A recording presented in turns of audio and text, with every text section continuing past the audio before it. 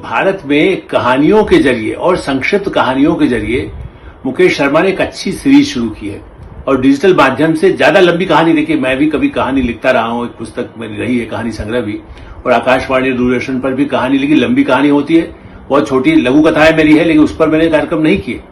उस दृष्टि से मुझे एक अनोखा प्रयोग लगता है जो, और मुकेश शर्मा जो दूरदर्शन में रहे लेकिन साथ साथ मुंबई से लेकर के मणिपाल जब हम उसके संपर्क में रहे, वो सरकारी अधिकारी नहीं, प्रोड्यूसर ही नहीं, डीडीजी नहीं, बल्कि एक तरह से उन्होंने एक साहित्य संस्कृति को भी जोड़ने की कोशिश की प्रशासन की जिम्मेदारी के साथ। तो ऐसे व्यक्ति अपने रिटायरमेंट के बाद भी जो काम कर रहे हैं एक नई पीढ़ी के लिए कि डिजिटल में खाली गाली गलौज या ये नहीं हो सकता है और उसमें संदेश हो। कहानियों में भी सबसे दिलचस्प बात यह है कि हर कहानी बंदर से लेकर के और शेर तक हो, ताकि वो ये नई पीढ़ी भी उसको समझ सके, बच्चे भी उसको सुन सकते हैं।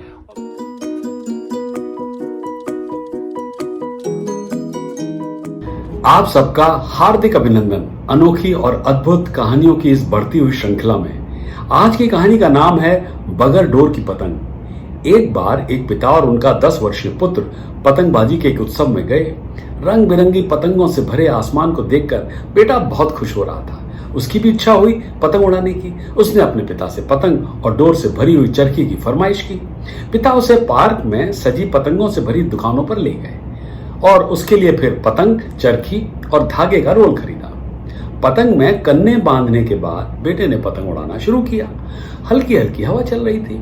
जल्दी ही उनकी पतंग आसमान छूने लगी और बहुत ऊपर पहुंच गई। थोड़ी देर बाद बेटे ने कहा, पिताजी ऐसा लगता है कि धागा पतंग को और ऊंची उड़ान भरने से रोक रहा है। अगर हम धागे को पतंग से तोड़ देंगे तो पतंग फ्री होकर इससे भी ऊंची उड़ान भरेगी। क्या सोच रहे हैं, तोड़ दें? पिता ने बेटे की ओर मुस्कुराकर देखा और फिर एक ही झटके में पतंग की डोर को तोड़ दिया। पतंग थोड़ी ऊंची उठने लगी। ये देखकर बेटा बहुत खुश हुआ, लेकिन फिर धीरे धीरे पतंग नीचे आने लगी और जल्दी ही वो एक सुनसान इमारत की छत पर गिर गई। बेटा ये देखकर हैरान रह गया।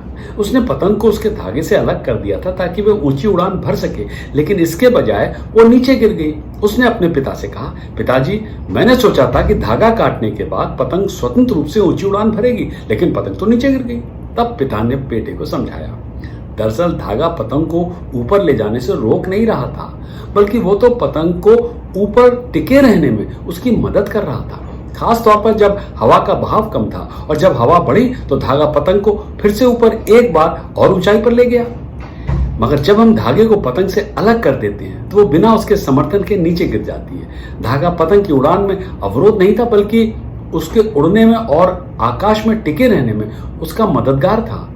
बेटे ने पिता की बात को ध्यान से सुनकर अपना सर हिलाया। तब पिता ने आगे कहा, इसी तरह बेटा जिंदगी में जब हम ऊंची उड़ान भरने लगते हैं ना, तो सोचते हैं कि और ऊपर जाया जा सकता है अगर हम उन चीजों को अपने से अलग कर दें जिनसे हम बंधे हुए हैं। हमें लगता है कि वे चीजें हमें और अधिक ऊंचाई पर ले जाने से रोक रही हैं, जबकि ये सच नहीं है।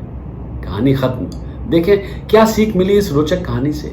यही कि कभी कभी हमें महसूस होता है कि हम जल्दी प्रगति कर सकते हैं और जीवन में नई ऊंचाइयों तक पहुंच सकते हैं अगर हम अपने परिवार, अपने घर के लोगों के साथ बंधे न हों। लेकिन हम ये भूल जाते हैं कि हमारा परिवार और हमारे प्रियजन हमारे जीवन के कठिन समय में हमारे जीने का सहारा होते हैं और उनकी मदद से हम जीवन में कठिनाइयां पार करके ऊंचाइयों तक पहुंचते हैं। वे हमें ऊंची उड़ान भरने से रोकते नहीं हैं, बल्कि हमारा समर्थन करते हैं। जिंदगी में और ऊंचा उठने के लिए हमें उन्हें अपने से कभी अलग नहीं करना चाहिए। आशा करता हूं कहानी आपको पसंद आई होगी। अगली बार एक और अनोखी कहानी। और हाँ, अगर आपने अभी तक चैनल को सब्सक्राइब नहीं किया है तो अवश्य करें, वरना वंचित रह जाएंगे नई नई कहानियों के अलर्ट से।